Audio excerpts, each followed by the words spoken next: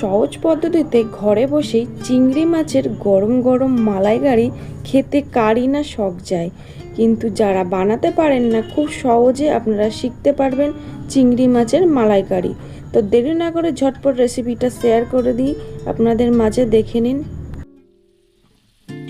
Hello বন্ধুরা, আমার একটি নতুন ভিডিওতে আপনাদের সকলকে স্বাগত। আমি পুষ্পা চলে এসেছি নতুন একটি রেসিপি নিয়ে।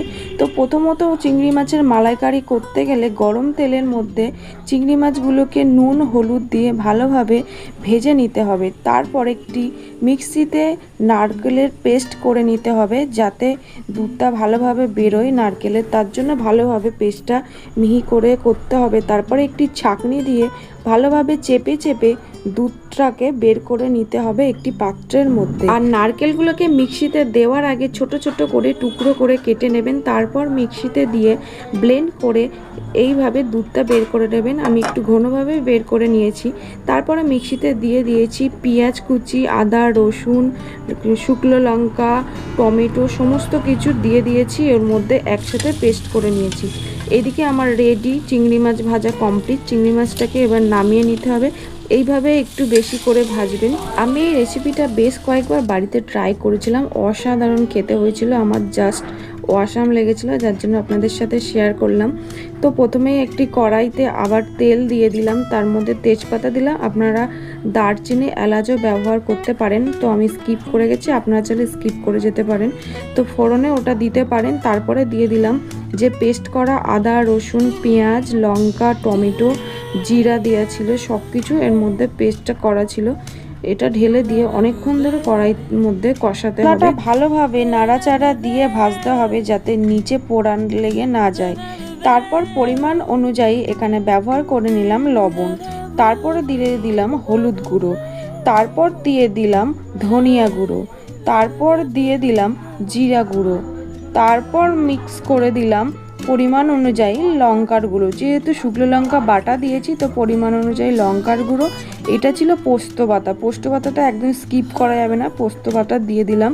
তো এখানে পোস্ত বাটা দেওয়ার পরেই সুন্দর করে আবার এটিকে ভাজতে হবে প্রায় 2 মিনিট ধরে। আস্তে আস্তে ভেজে নিয়ে তেল ছাড়া পর্যন্ত আমাকে অপেক্ষা করতে হবে। দেখতে পাচ্ছেন গাইস, তেল ছেড়ে দিয়েছে। তো মশলাটা আমার বেশি ভাজা যাবে না, বেশি ভাজলে আবার পোড়া লেগে যাবে, পোড়া পোড়া গন্ধ হতে পারে। তো হালকা পরিমাণে তেল ছাড়তে থাকলেই আপনারা এর মধ্যে দিয়ে দেবেন যে দুধটা পেস্ট করা ছিল নারকেলের, দুধটা ঢেলে দেবেন তার মধ্যে। তো আমার দেখতে পাচ্ছেন পুরো ঘন দুধ। এইভাবে দুধটা কিন্তু ঘনই দেবেন, জল বেশি মেশাবেন না। হালকা জল দিলে দিতে পারেন, বেশি জল দেবেন না, নারকেলের দুধেই পুরোটা ঝোলটা হবে। তো এখানে হালকা বাটির গায়ে যে দুধটা লেগেছিল, হালকা জলটা এর মধ্যে ঢেলে দিলাম। তো দেখতে পাচ্ছেন কালারটা কিন্তু দুধ দেওয়ার পরে অন্য রকম চলে এসছে। তো এটিকে অনেকক্ষণ ধরে আমাকে নাড়াচাড়া দিয়ে এটিকেও ফোটাতে হবে। তো ফোটানো পর্যন্ত আমাকে অপেক্ষা করতে হবে। আর হ্যাঁ, এখানে কিন্তু একটা জিনিস অবশ্যই দিতে হবে, সেটা হচ্ছে চিনি। চিনি পরিমাণ স্বাদ অনুযায়ী একটু আপনারা অল্প করে চিনি দিয়ে দেবেন। এবার যেই ফুটে উঠবে মশলাটা, তার মধ্যে দিয়ে দেবেন ভেজে রাখা চিংড়ি মাছগুলোকে। একে একে ঝোলের মধ্যে চিংড়ি মাছগুলোকে ফেলে দিলেন। তারপরে আপনারা এটিকে ভালোভাবে ফোটাতে হবে। তো কিছুক্ষণ আপনাদেরকে ঢাকা দিয়ে এটিকে ফোটাতে হবে। তো ঢাকা দিয়ে দিলাম। তো 20 থেকে 25 মিনিট আপনারা এটিকে ফুটিয়ে অপেক্ষা করবেন। তারপর গাইস দেখতে পাচ্ছেন রেডি হয়ে গেছে একদম চিংড়ি মাছের মালাইকারি। খুব সুন্দর কিন্তু দেখতে লাগছে, আর খেতেও কিন্তু অসাধারণ। আপনার বাড়িতে অবশ্যই একবার ট্রাই করে দেখবেন, আমি বলছি বলে না, নিজেরা অবশ্যই একবার আমার ভিডিওটা দেখে সেভ করে রাখুন নিজের কাছে, যাতে পরবর্তীকালে আপনারা দেখে দেখে করতে পারেন।